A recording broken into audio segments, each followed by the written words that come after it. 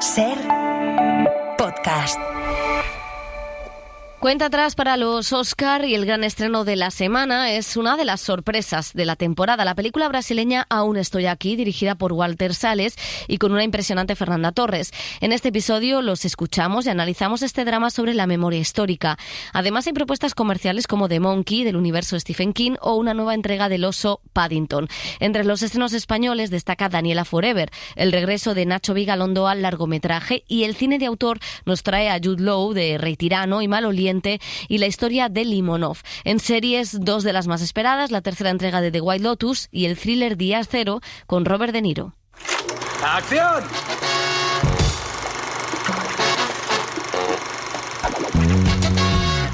El cine en la Ser con Pepa Blanes.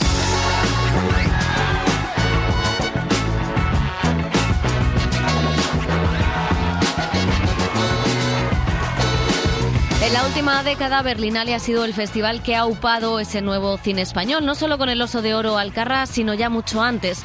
Allí debutó Carla Simón con Verano 1993, estuvieron Palomero, Ruiz de Azúa, Patiño, Macumachín, Urresola, películas que han destacado por contar cosas diferentes a las que el cine español en ese momento apuntaba y a las que el certamen arropaba y lanzaba a la industria española, donde lo indie no siempre puede sobrevivir bien. Este año la sensación ha sido muy agridulce. Sorda es un debut excelente que ha llegado a Panorama, pero el cine español no ha estado en la sección oficial, salvo por esa fantástica coproducción que es El Mensaje. Puede haber años con más o menos presencia, pero nuestro cine tiene que pelear por estar y estar bien. Vista la calidad de la sección oficial, lo cierto es que Sorda podría haber competido perfectamente por el Oso de Oro, pero nos ha faltado ese empuje. ¿Qué ha pasado? ¿Por qué parece que hemos dado un paso atrás? Lo cierto es que necesitamos redes para dar a conocer nuestras películas, para que los programadores vean el cine español y los seleccionen. No podemos permitirnos retroceder en este avance que hemos hecho en los últimos años, y también necesitamos que productores y productoras apuesten por nuevos géneros e ideas para que fuera se entienda también que podemos hacer de todo, porque podemos. Hay que trabajar fuerte porque ya empiezan los rumores de la selección de Cannes y el objetivo debería ser que haya cine español luchando por la Palma de Oro.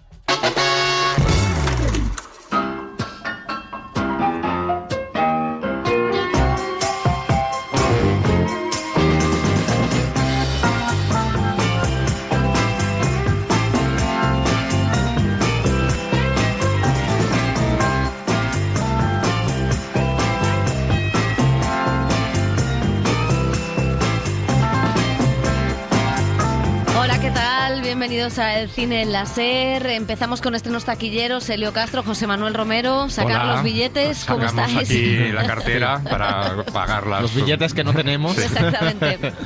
Bueno, hablamos de estrenos taquilleros. Esta es una semana de transición. No hay ningún premio a la vista. Los Oscar todavía le queda una semana. Madre mía, una semana y todas las cosas que tenemos que hacer. Quedan los del el sindicato de actores, queda, pero bueno, ya es que no podemos con más gremios. No podemos, no, por favor, disuélvanse.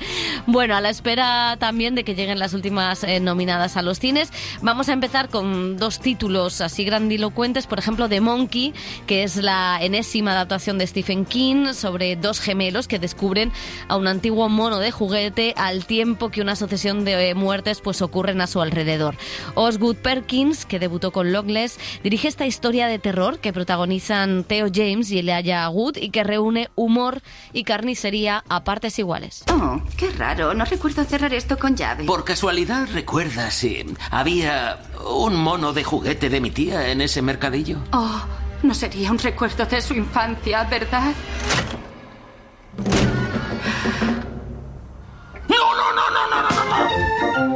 Bueno, divertida y juguetona, una película que nos advierte que hay que tirar los peluches viejos porque siempre están malditos, o sea que... Nada de Diógenes, no. Siempre peligroso esa nostalgia. Ya no me quedan peluches. Ya no te quedan monos de peluche. Miedos infantiles.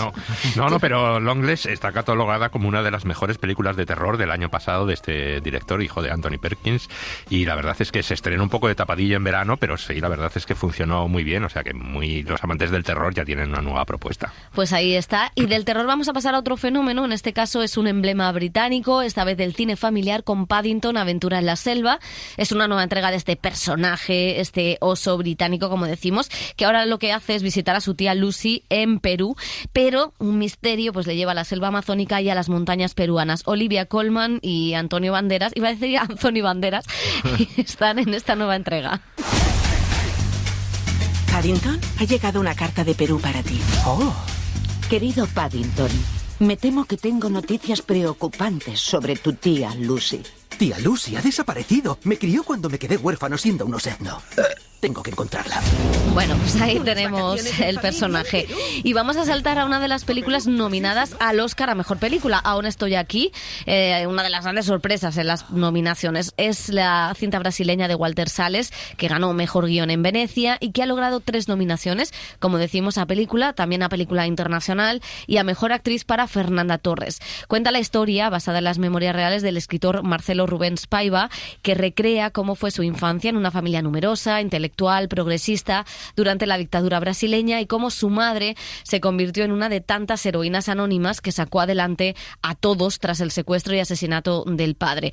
Walter Salles visitó San Sebastián, ha ganado el Goya, la película iberoamericana, y ha regresado a España a recogerlo. Como decíamos, vuelve a rodar en portugués, su lengua, en su país, después de producciones hollywoodienses como En la carretera, Darkwater o Diarios de motocicleta. ¿Qué pasa? Diputado Rubens Paiva. Debe de ser un error, eso fue hace años. No es ningún error, se viene con nosotros. ¿A dónde? Tiene que declarar. Es un trámite rutinario. ¿A declarar sobre qué, Rubens? Tranquila. Me cambio y voy. Vale.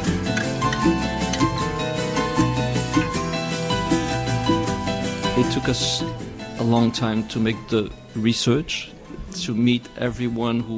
Queríamos traducir el libro en el que se basa la historia de la mejor manera posible.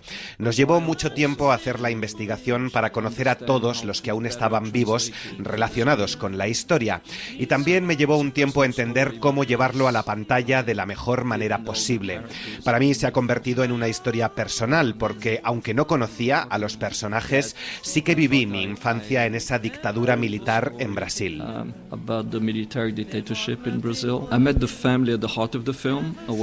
Tenía 13 años, mi país estaba bajo una dictadura militar, había censura en todas partes, no había libertad en las calles. El hecho de revivir aquello con esta familia de la película me ha permitido ver el ángulo inverso a esa dictadura. Me ha permitido ver que en esa casa había discusión en torno a la política, que había acceso a la música, al cine, al arte. En esa familia existía el sueño de un país diferente, un país más libre, un país más inclusivo, un país independiente, uno que pudiera definirse según los criterios políticos, estéticos o culturales. En realidad era un ángulo inverso al de la junta militar que gobernaba el país en ese momento. Ayer casi me rompo un brazo. ¿Cómo? Estaba jugando con ellos y me caí sobre el brazo. Hijo, tus historias siempre son largas y confusas. A ver, cuéntanos la última aventura. Cuéntanosla. Yes, completely. You know, the beauty of the book written by the son of that family, Marcelo Paiva, is that he realizes in writing. La belleza de la historia es que ese hijo, que escribe la historia de su familia con su padre ausente, se da cuenta de que su madre había sido la heroína silenciosa de esa época, una mujer que rompió las raíces patriarcales que existían incluso en el ámbito más progresista de Brasil. La protagonista de la película es una mujer que tuvo que redefinirse a sí misma en ausencia de la figura masculina, que se convirtió en abogada a los 46 años y que nunca se dejó victimizar por el gobierno. Y todo eso fue tan conmovedor e impactante para mí que realmente despertó el deseo de hacer la película. Documentación. Llevaos a estos dos. ¡No lo empuje! ¡No lo empuje! ¡Quietecita, niña! ¡Documentación! Está en el coche. ¿Puedo cogerla? Vamos, venga. You know, when we started the project in 7 years ago, Al inicio del proyecto hace 7 años, la película iba a tratar los 21 años de dictadura militar, pero pronto la vida política del país cambió tan rápido que nos dimos cuenta de que la película también trataba sobre el presente, que de alguna manera se hacía eco de ese pasado. Pasa esto porque no tenemos una memoria sólida de lo que fue ese pasado. La literatura y el cine son instrumentos contra el olvido. También el periodismo, la investigación lo son. Ofrecen la posibilidad de articular y mostrar reflexiones sobre ese pasado, lo que nos permitirá no cometer los mismos errores muchos años después. It's certainly a moment still of instability, of fragility in Brazil, but as you said before, in the world. No hemos sabido ver lo frágil que es la democracia en algunos países hoy en día. Es un momento muy peligroso. Por eso creo que la cultura en general, las películas, la música, tienen que generar debates para que podamos articular y ofrecer la posibilidad de que las personas accedan a la información. Todos formamos parte del mismo movimiento.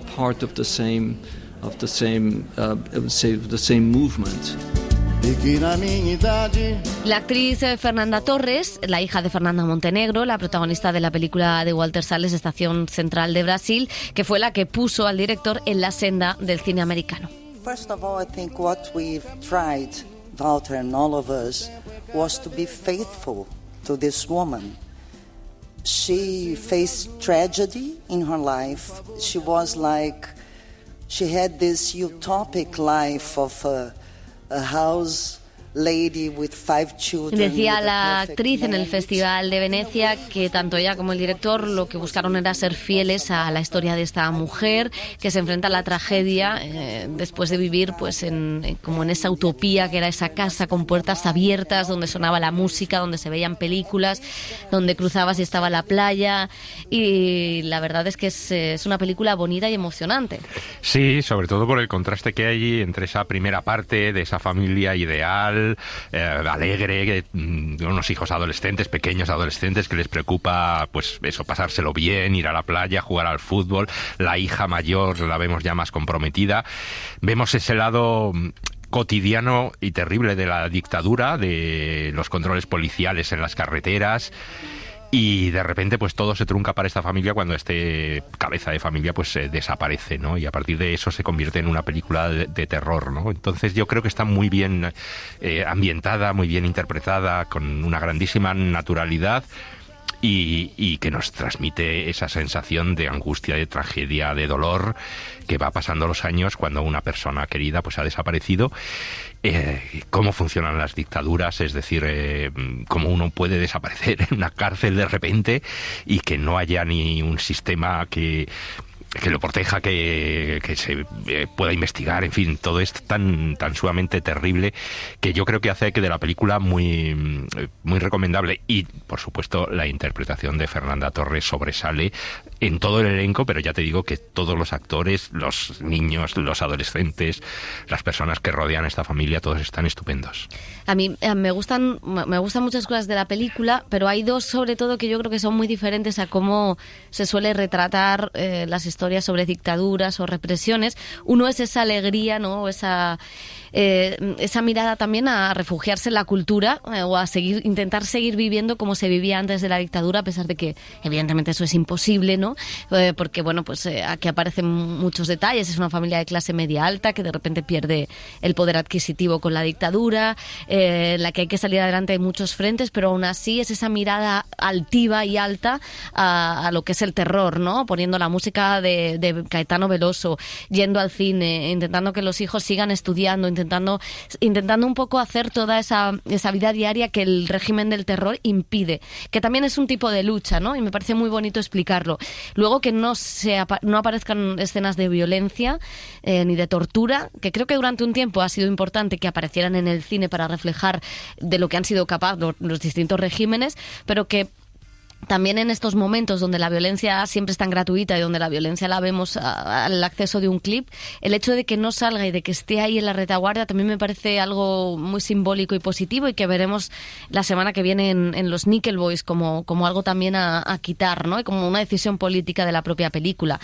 Y luego me parece importante, y creo que eso es lo que conecta a la película con la actualidad, que al final esta familia y este país vivían unos momentos de libertad, de felicidad, de casi, no vamos a decir de igualdad, ¿no? Porque las desigualdades existían, pero casi donde bueno, pues no había demasiados problemas sociales, ¿no?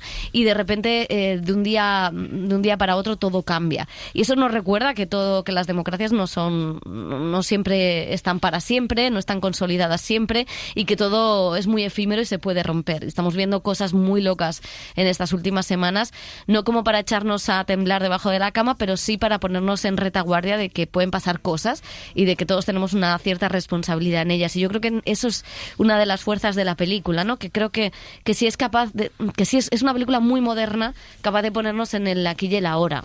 Sí, luego yo creo que narrativamente el arco y la estructura de la película hace algo muy inteligente, que cuando empieza, ¿no?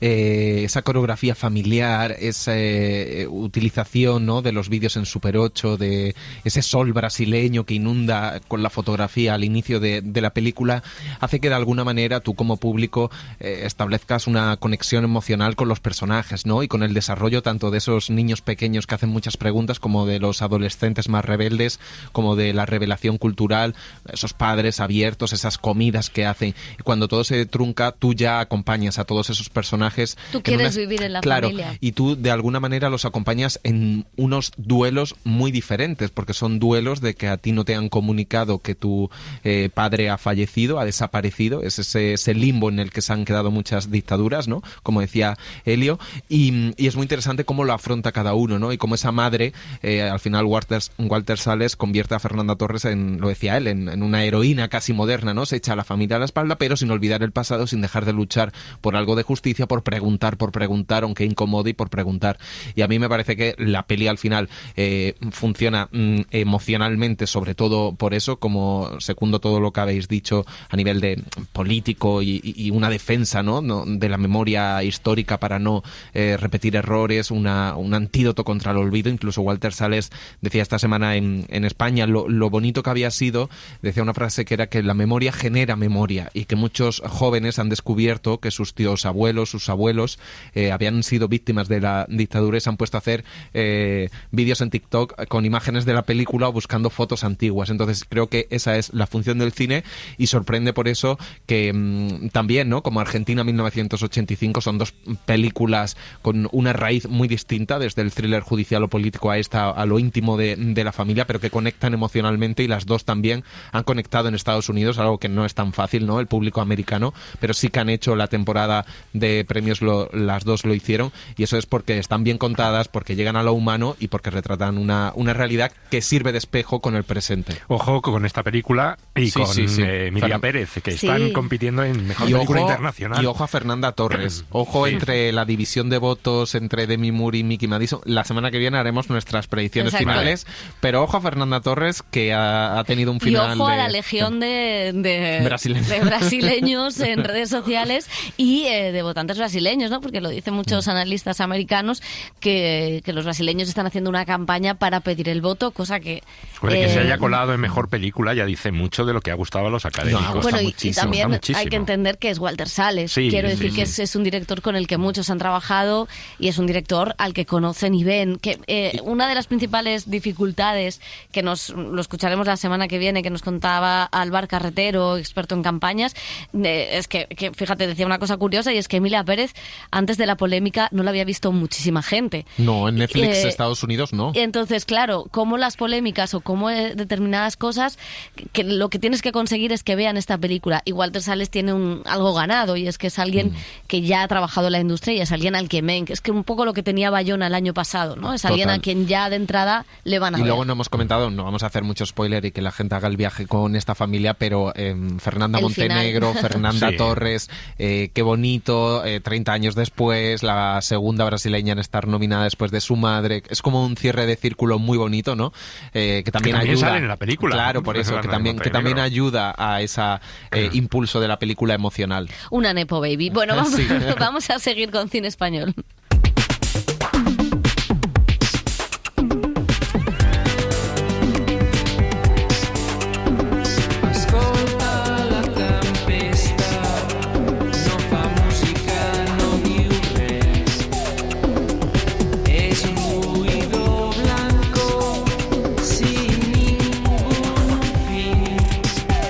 Tenemos nueva película de Nacho Vigalondo y la verdad es que es un acontecimiento porque llevaba tiempo sin rodar un largometraje. Es Daniela Forever y vuelve a utilizar en ella la ciencia ficción para reflexionar sobre temas humanos, contemporáneos como el amor, la amistad, la muerte o el duelo. Henry Golding de Crazy Rich Asians y Beatriz Gano de The White Lotus se vinieron a Madrid a rodar esta historia sobre sueños, pastillas, muertes, donde también vemos a Rubén Ochandiano, a Natalie Poza y a Aura Garrido. Mi novia ha muerto.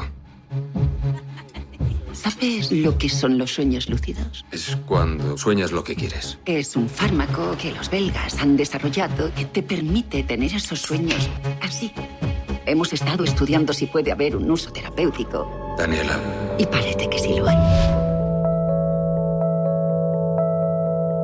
El duelo es una patología. Y en cierta manera el duelo, cuando te pilla de forma tan brutal, es un pasaporte a la locura, ¿no? Nos convertimos en turistas de la locura, vamos y volvemos. También he querido reflejar en la película cómo, y es una interpretación de la película, cómo el duelo es una posibilidad de saber cómo seríamos nosotros si tuviéramos una relación con la realidad dislocada, como la que se tiene con el duelo, en el que pierdes el control de tus emociones, pierdes el control de tu intelecto y pierdes el control hasta de los sentidos. Es cuando sueñas lo que quieres. Eres consciente de ti mismo en ese momento. Sabes que estás soñando. La película pasa rápidamente a una propuesta de solución. A una propuesta de solución imprudente y catastrófica, como mandan los cánones de la ciencia ficción, ¿no? En el momento en que tenemos una pastilla en una película de género, ya sabemos que esa pastilla va a acabar siendo mal usada. Aunque yo quiero defender que si el protagonista hubiera hecho un uso adecuado de la pastilla, todo hubiera ido de maravilla. El compuesto químico que tenemos te permite tener esos sueños así, al instante. Y tú lo decides todo. Está muy bien que llames ficción a los recuerdos, porque en cierta manera lo son. Nunca recordamos las cosas exactamente como fueron, sino... Y esto lo leí en alguna revista de ciencia, de divulgación. Cada vez que uno recuerda algo, en realidad recuerda la última vez que lo recordó. Y de forma inevitable... Los recuerdos se deterioran, se adaptan a lo que estamos deseando recordar. Cuando uno cuenta un sueño, inevitablemente le da color, lo maquilla, lo decora para que sea más fácil contar. Pues es posible que la próxima vez que cuentes la misma historia, que para ti es veraz, es posible que todo ese maquillaje y todos esos colores que has aplicado en un momento dado ya formen parte del recuerdo. Con lo cual estés mintiendo sin saberlo. Esto sucede, es fascinante. Todos adornamos, los recuerdos se van... Claro, pero que después el adorno se quede pegado al recuerdo, eso es para pensar, ¿eh? Los sueños se vuelven cristalinos, reales y puedes recordarlos a la perfección. Bueno, a mí, Olvídate de mí, la otra gran película que pertenece a ese género es Her, la de Spike Jonze, ¿no? Las dos son películas de Spike Jonze, son dos películas extraordinarias. Son dos películas que yo ya, cuando escribía el guión, decía, vale, me he metido en este género, ¿no? Y el punto de partida puede ser muy similar. Para mí, si esta película tiene sentido hacerla, es porque tiene que desembocar en un sitio distinto.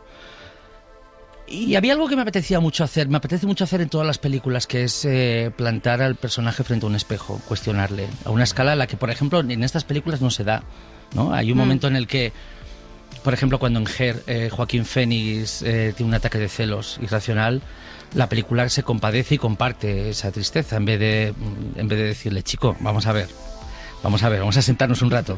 Es que no sabemos qué es. ¿Qué? ¿El qué? O sea, sabemos qué hace, pero no sabemos para qué puede servir, qué peligros podría haber si saliese al mercado. Entonces yo necesitaba una diferencia de mundos lo más abrupta posible para poder jugar con esa diferencia más adelante, ¿no? Cuando queremos ya ponernos juguetones. Y yo necesitaba esa diferencia brutal y no encontraba nada más práctico que el blanco y negro de color. Gracias a Dios, los distribuidores, los socios norteamericanos gracias a Dios me dijeron ni de coña. Y cuando de repente se nos ocurrió lo del Betacam, yo no podía caber en mí de gozo. Es que claro, es que digo, ¡guau! Es que voy a volver a la misma cámara que utilizaba en los 90 tardíos para hacer cortos. Bueno, pues Daniela Forever, que a mí me gusta mucho, yo compro mucho el cine de Nacho Vigalondo, que nunca es perfecto, las películas siempre tienen, siempre tienen sus propios errores o sus propias tribulaciones. Él dice que tiene TDAH y las películas parece un poco que van de una cosa a otra, pero a mí me gusta mucho la manera que tiene de utilizar la ciencia ficción para indagar en el amor, en este caso en el duelo.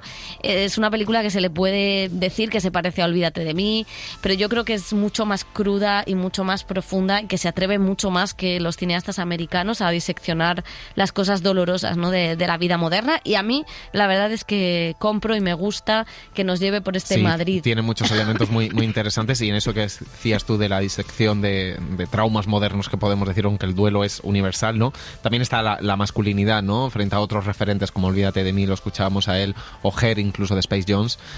Sí que es más amarga, tiene un pulso más oscuro, una pulsión también latente, ¿no? Más tóxica de ese protagonista de Henry Golding. Y a mí se me agota por momentos, da vueltas, pero es normal, ¿no? Porque el uso de pastillas en la ciencia ficción mal utilizadas y que entras en bucles, en sueños, en recuerdos, es habitual que al final pues no se te aguanta al mismo nivel todas las fases de la película, pero me parece súper interesante, me parece una película muy inteligente, y me gusta mucho la utilización también de los sueños y los recuerdos como propias ficciones dentro de la ficción.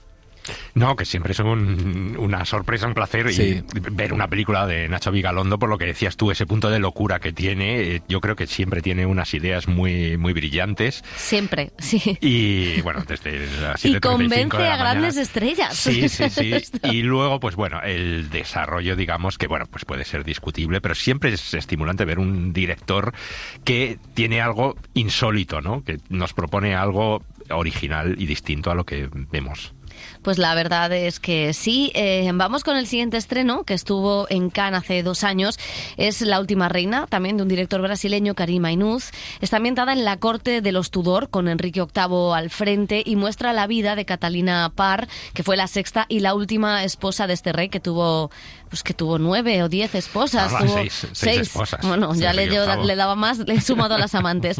Y fue la única que evitó el destierro y la muerte. Érase una vez un reino podrido y sanguinario, en el que vivía una reina que se llamaba Catalina Parr.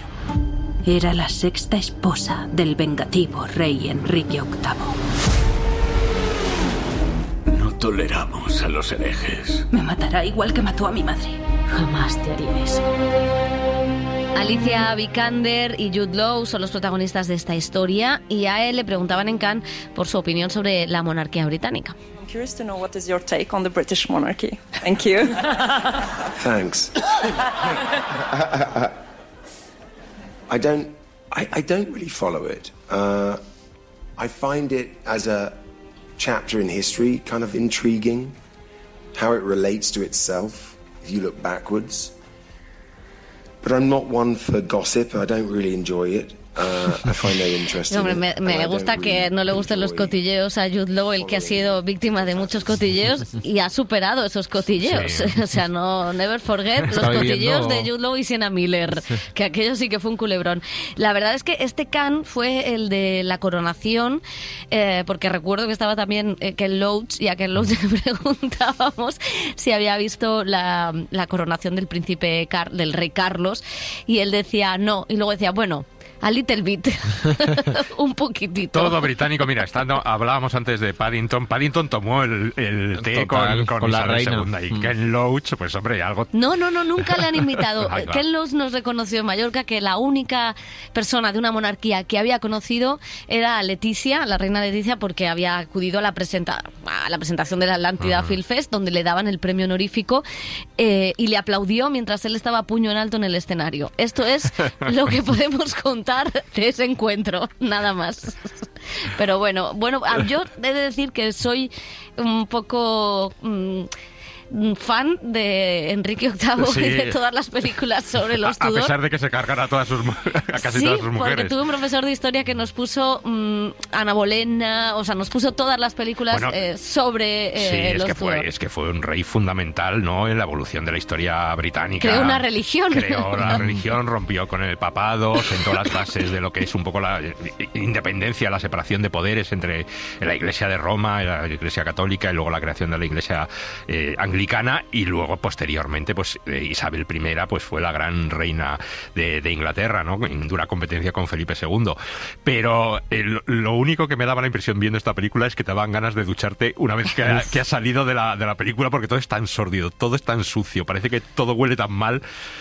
A diferencia de otras películas que hemos visto de la época. La verdad es que en el cine y en la televisión recordamos la serie de los Tudor, en fin, muchísimas películas, todas las películas que se han hecho sobre Ana Bolena, sobre, en fin, también María Tudor, Catalina de Aragón, Elizabeth, ¿no?, que era la hija. Isabel I, en fin, es una historia muy trillada, y aquí realmente pues también vemos a un rey pues ya en declive en los últimos años, en los últimos momentos de su vida. Y cómo se enfrenta a esta última esposa que tiene unas nuevas ideas, que quiere regenerar el reino, que quiere cambiar un poco pues la visión política que tiene él y la visión religiosa que tiene su marido, como las intrigas de la corte. Todo a mí me parece que es muy atractivo, pero lo que pasa es que me parece que está contado desde la lentitud y luego pues esa estética desagradable, realmente desagradable. Entonces a mí me produce un cierto rechazo, pero lo que cuenta pues es verdad que históricamente pues es muy importante. Sí, no, aquí solo aportar que lo más interesante es la tensión, ¿no?, entre tener un ideario político y religioso como mujer que quiere cambiar, que quiere hacer cosas distintas, y saber que tu marido ha matado o se ha cargado indirectamente a todas tus esposas. Entonces, o sea, ¿cómo voy a tener autonomía de pensamiento si tengo una espada en mi cabeza? Entonces creo que ahí funciona la tensión, ¿no?, entre Vikander y Jude Law, que son lo mejor de la película. Sí, Jude Law, que parece gordísimo, pues, irreconocible. Supurando todo. Y le recordamos también ahora, también un poco irreconocible, en la película esta que está en Amazon, The Order, que está muy bien esa película. Bueno. Sobre la extrema derecha americana y también muy actual, que ya comentamos. Bueno, pues vamos con el siguiente estreno del Cannes de 2023. Saltamos al de 2024, porque ahí vimos la adaptación de la novela de Manuel Carrer, Limonov, sobre el disidente ruso. El director Kirill Esbernikov ha sido el encargado de contar esta escandalosa vida del poeta, vagabundo, prostituto y político con el actor Ben Whishaw. Soy yo, Eddie. En realidad soy un poeta, esperando a que me llegue la hora. La hora del héroe. Estás llamando demasiado la atención. O cooperas o te vas a la cárcel. ¿Y por qué no el exilio de la Unión Soviética? Para empezar, deberías ser famoso en el oeste. Lo seré.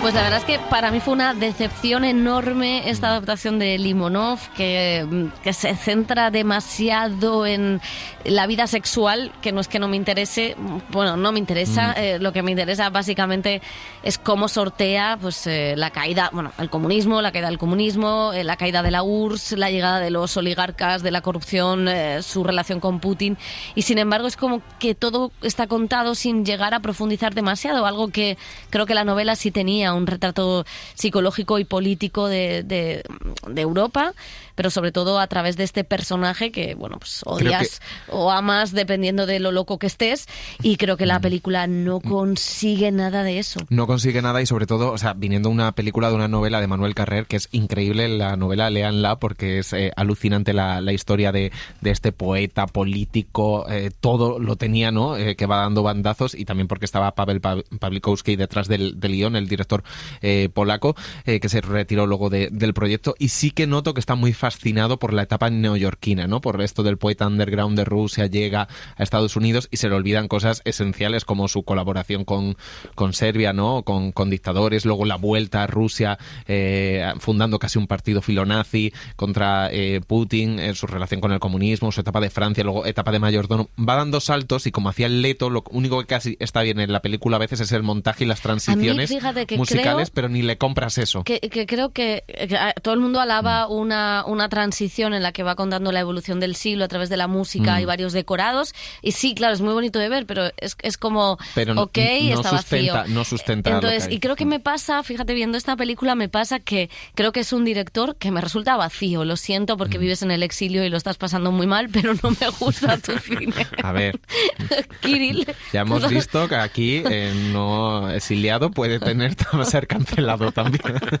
Pero lo siento. Bueno, vamos con una comedia con el agua al cuello, comedia de familia protagonizada por Michael Keaton, que tiene que encargarse de sus hijos cuando su mujer entra en una clínica de desintoxicación. Mila Kunis y Andy McDowell completan el reparto. Lily, lo siento. Vete, sales todas las noches. Tengo que trabajar. Alguien tiene que mantener a las generaciones de niños que me odian. Diga. Andy. Naomi, ¿dónde estás? Estoy en rehabilitación. ¿Qué? Y terminamos con Memorias de un cuerpo que arde. Es una película de la directora costarricense Antonella Sudasasi Furnis que homenajea a las mujeres de 70 años en su país, que vivieron en una época donde la sexualidad se reprimía. Más o menos hace como 10 años me puse como esta tarea, de verdad ambiciosa, tal vez, de contar historias protagonizadas por mujeres. Soy una mujer común y corriente, llena de sueños, de metas, unas cumplidas, otras no. Este año que viene cumplo 71. Dicen que no parece, pero bueno, el cuerpo sí lo sabe. Y hablar o poner sobre la mesa el tema de la sexualidad femenina. Para mí era tan tabú en aquel entonces, ¿verdad? Sobre todo de esta Costa Rica conservadora, católica y tal. Hablar de estos temas, o sea, el placer femenino todavía en ese momento era como, ¿verdad? Una gran nube gris de la que nadie hablaba. Imagínate tener sexo a estas alturas. ¿Se imagina? Ahora es como que si fuera la primera vez, me imagino yo. Ya me cerró. Ahora, si me busco un viejillo, sería como meter un masmelo en una alcancía. Empecé este proyecto como artístico de contar estas historias. Hice un cortito sobre la niñez, sobre una niña que tiene su primer orgasmo de 10 años. Pero sí, yo fui una niña muy, muy inocente, muy ingenua. Y todavía al día de hoy, con tantos añitos más, todavía a ratos me convierto en esa niña, ¿verdad? Y cómo reacciona ella y su familia. Luego el despertar de las hormigas, que buscaba un poco hablar de la parte de maternidad, ¿verdad? Un poco como la relación con su familia y demás.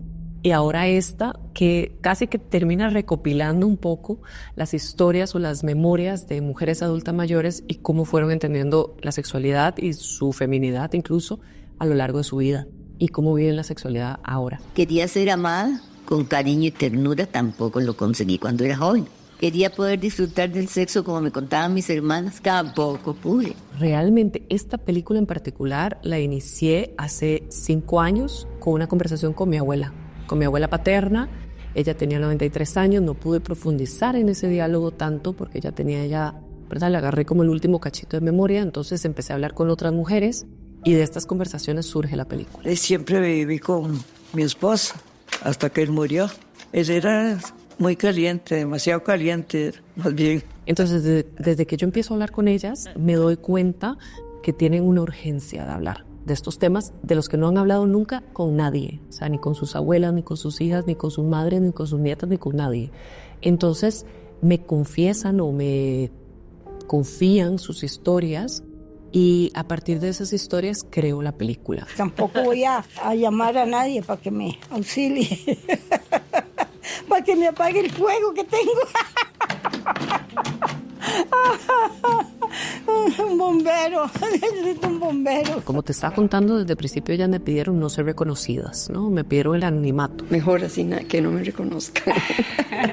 Para hablar con libertad. Y eso implicaba desde el punto audiovisual, ¿no? Un reto, porque yo lo que tenía era el registro oral de ellas, las tenía solo las grabaciones en audio y terminé optando a trabajar con actrices porque sentía que era muy necesario, como valga la redundancia, sentir en la piel las historias que me contaban. Y eso implicaba hacer una hibridación de formatos, ¿no? Ni un documental, ni una ficción.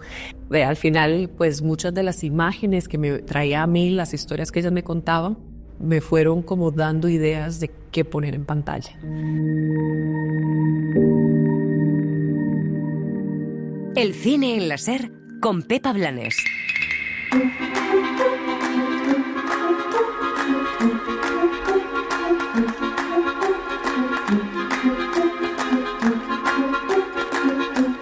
Las series.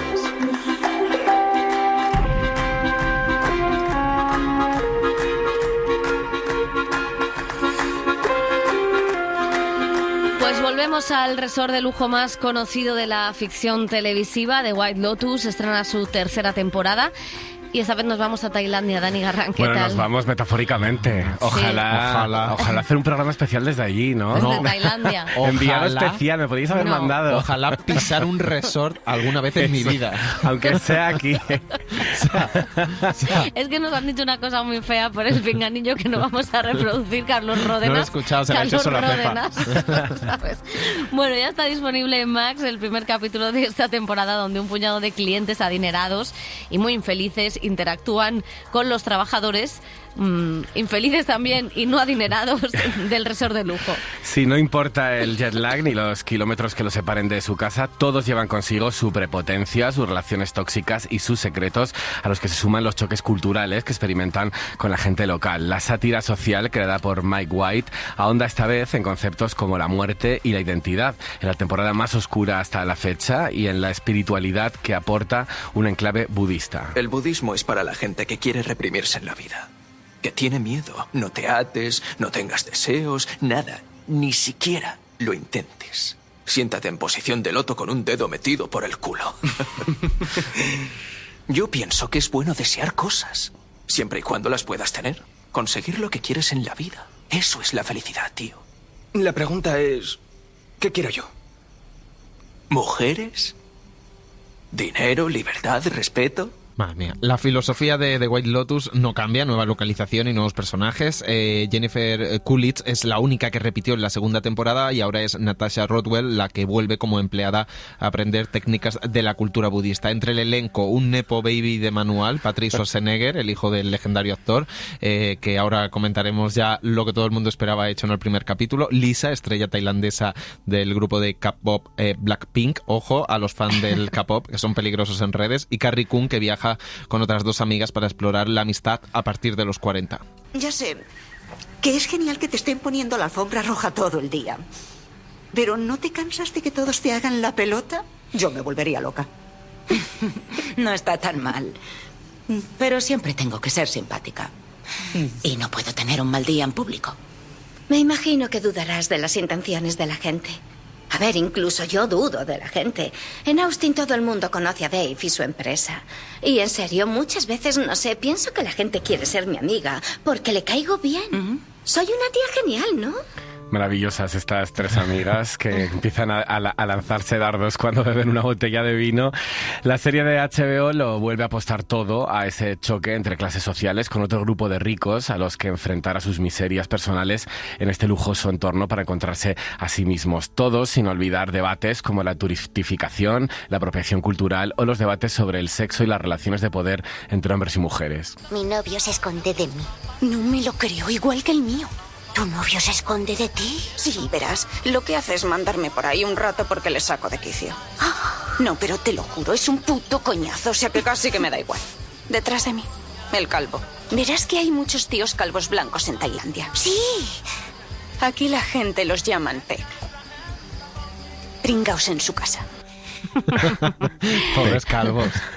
Bueno, pues ¿qué os ha parecido esta temporada? No sé, o sea, si se repite demasiado la fórmula. Yo creo que es un poco la sensación que tengo, ¿eh? O sea, es verdad que Mike White yo creo que sabe conjugar muy bien todos esos ingredientes que hicieron de la primera y la segunda temporada tan brillantes, ¿no? Los personajes complejos, esa tensión que va increciendo, ese personaje muerto en el primer capítulo que no sabes quién es y por qué está muerto, esa sátira pues muy fina también a la hipocresía, a los privilegios, pero también es verdad que aunque creo que no ha bajado el nivel de excelencia y los personajes, la verdad es que me interesan y sus tramas están a la orden del día, creo que sí que empieza a tener costuras, creo que se le empiezan a ver un poco las arrugas a esta tercera temporada. Es una fórmula que va denotando ya un poco síntomas de agotamiento desde mi punto de vista. Sí, yo creo que no O sea, quiero decir, que No da un funciona paso más porque allá. funciona, pero es como otra vez, me da la sensación de que a veces es hecha con el piloto automático y lo único que introduces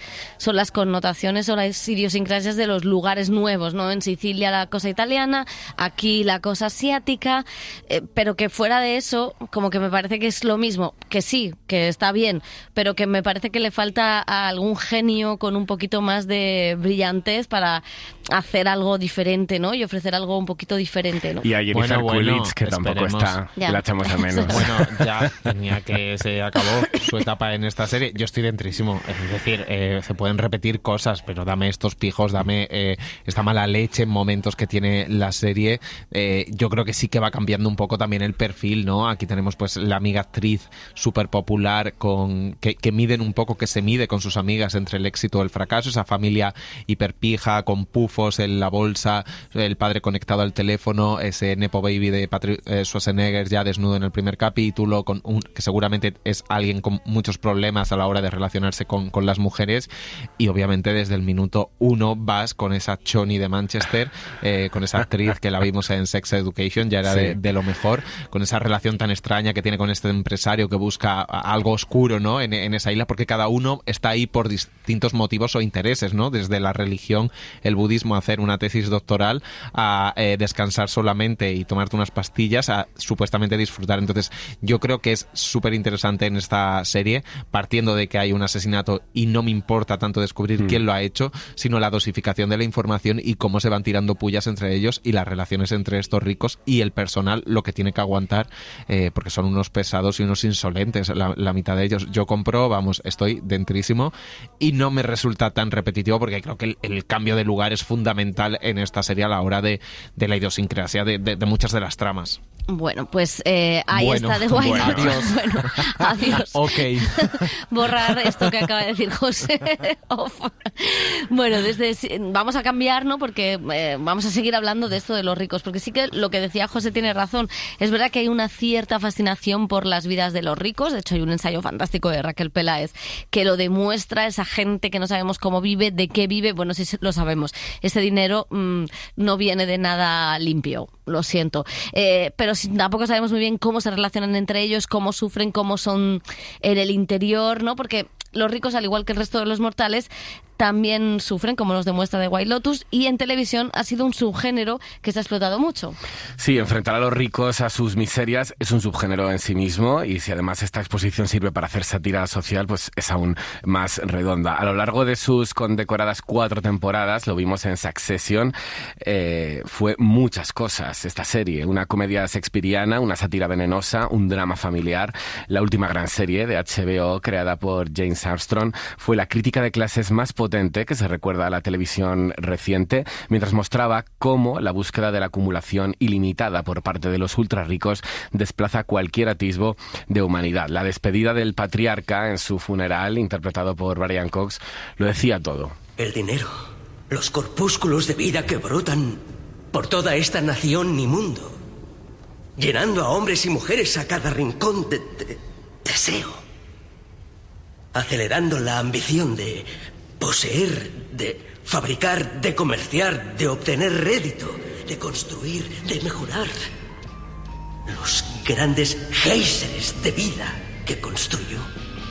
Ay, cómo los echo de menos a la familia Roy, que eran tan malos, tantas puñaladas, pero al final le cogimos cariño, porque también tiene esto de los ricos, ¿no? Como espejo de muchas cosas de la sociedad. El dinero era el motor de los Roy, indudablemente, al igual que para los protagonistas de Billions, una serie de 7 temporadas sobre la élite asentada sobre la riqueza y el poder en Nueva York. La serie, que se puede ver en Movistar Plus, ha explorado hábilmente el poder, el dinero y la codicia, con un continuo tira y afloja entre un financiero sin escrúpulos, interpretado por Damian Lewis, y un fiscal desatado, Paul Giamatti. Una lucha más cuerpo a cuerpo entre los dos protagonistas, que encarnan las oscuras altas finanzas y la justicia que trata de poner orden. Ser millonario y entrar en una sala es como ser una mujer con las tetas perfectas, o buenas piernas, u ojos como los tuyos. Sabes lo que mira todo el mundo y sabes lo que quieren.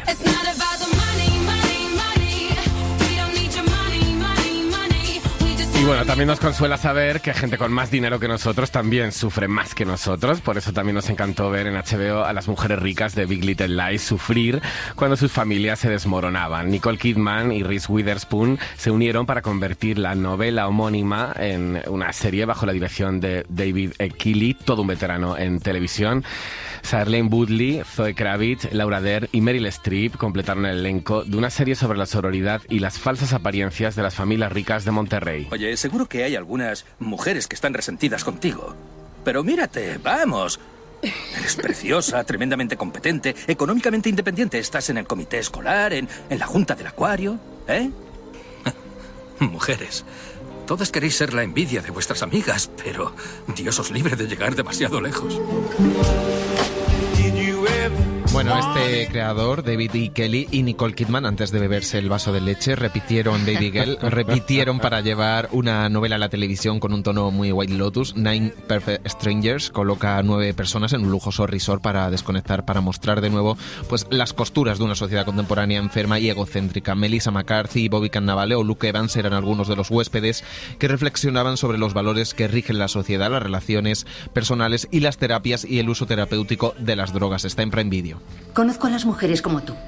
Estás tan entregada y tan obsesionada con la perfección que ya ni siquiera eres humana. Y vas hurgando en los demás para no tener que ver tus propias cicatrices. Puede que alguno de estos huéspedes hayan venido a sufrir, pero yo sufro suficiente en mi día a día. No he venido a cortarme las venas. He venido para disfrutar un poco. Y de gente poderosa habla también la nueva serie de Netflix que queremos comentar, un thriller político con uno de los grandes nombres del cine estrenándose en televisión, Robert De Niro.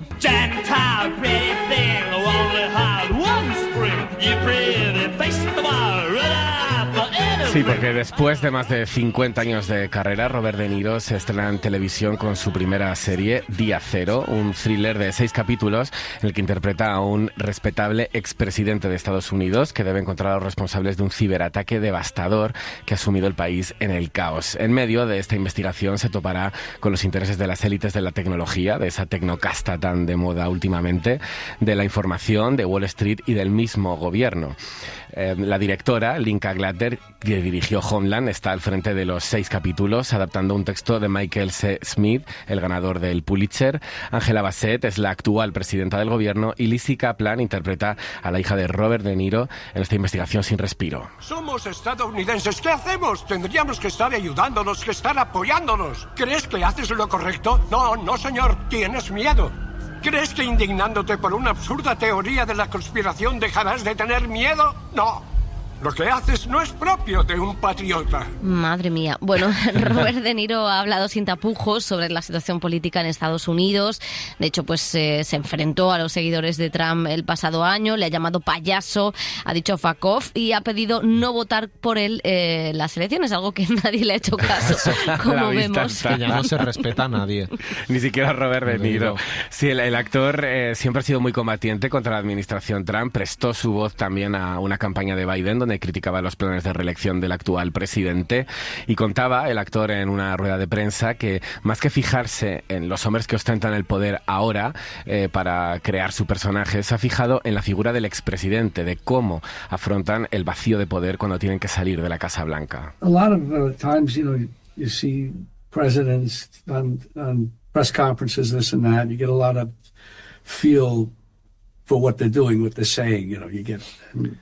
Decía Robert De Niro que muchas veces hemos visto a presidentes en conferencias de prensa y esto nos ha dado gran idea de lo que dicen, de lo que hacen. También había aprendido algo al respecto de los expresidentes, que cree que entran en una especie de vacío después de su presidencia, una especie de bajón. Es como si supieran que de repente ya no están asediados por el día a día, cada minuto, cada segundo, decidiendo qué hacer o qué decisiones tomar. Salvo en España, que si le ponen un micro, aquí tenemos varios, le vamos a mandar YouTube a Robert De Niro. Bueno, el personaje de De Niro sale de su retiro dorado de expresidente y tiene que ponerse en primera línea para investigar el hackeo que ha asolado Estados Unidos. El actor reflexiona también sobre la acumulación de poder y de los cargos, ¿no?, con el personaje que interpreta. Well, yeah, of course, and that's sort of how it's done in what we did. Aquí decía que le interesa el poder, obviamente, que siempre que tienes poder tienes una responsabilidad y esa responsabilidad de hacer lo correcto, supuestamente. Esa es la forma en que lo veía él y dice que eso es una de las cosas que le había interesado desarrollar en la serie, ¿no? Esa responsabilidad que supuestamente acompaña al poder.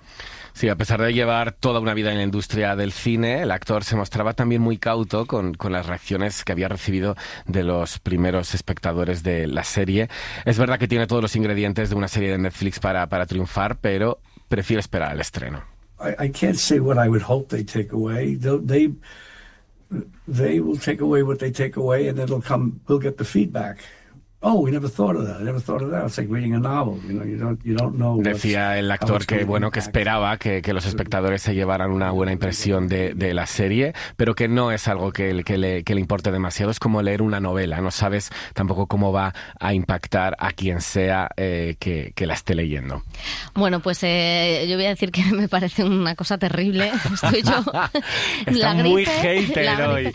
Sí, porque hemos visto películas de este estilo que hemos denostado y qué tal, y entonces esta es una serie, parece hecha con escuadra y cartabón, perfectamente milimetrada de todo lo que tiene que ser, y me parece que se aprovecha una oportunidad para hablar de cosas más profundas. ¿Puedo decir algo? A partir del capítulo 3 a mí me ha empezado a interesar, o sea, creo que... Pues si tenemos que esperar al capítulo 3, que es la mitad de la serie. No vamos a hacer muchos spoilers, pero bueno, luego hay como una disociación mental de esta persona mayor, entonces es verdad que en algunos momentos, que eso le da un giro completo y es un poco engaño en la serie, no sabes si lo que está gestionando, que es un comité de investigación tan importante que manda a detener personas, es verdad o no es verdad, o en su cabeza, cómo está funcionando su cabeza respecto a las decisiones políticas que está tomando. Ojalá que todo sea un sueño. Ojalá sea un resines Robert De Niro y lo haya visto. Pero a mí sí que me interesa un poco también los excesos del poder de un expresidente supuestamente intachable y demás, porque a partir del tercer capítulo hay un personaje que interpreta al británico. No sé por qué te interesa eso teniendo amalgama de expresidentes que tienes aquí. No, solo digo que hay un personaje que interpreta a Dan Stevens, que se empieza a ver y tal, que es como pues estos que en el sótano de su casa desarrollan teorías de la conspiración y soliviantan a la gente y al final introducen muchos temas en la agenda pública que no están controlados por el poder supuestamente, pero son otro tipo de poder. Y ahí hay como un encuentro que a mí empieza a interesarme cosas de la serie. No digo que sea redonda, pero sí que hay cosas que yo salvo. Pues yo no salvo nada y estoy harta de las series. Qué menuda semanita llevas. Dilo, Tata. Estoy harta, estoy un poquito harta. Bueno, lo vamos a dejar aquí porque si no veo que quemo Netflix o quemo el mundo. Creo que sí. Gracias a Carlos Ródenas, gracias chicos, volvemos la semana que viene. Adiós. El cine en la SER con Pepa Blanes.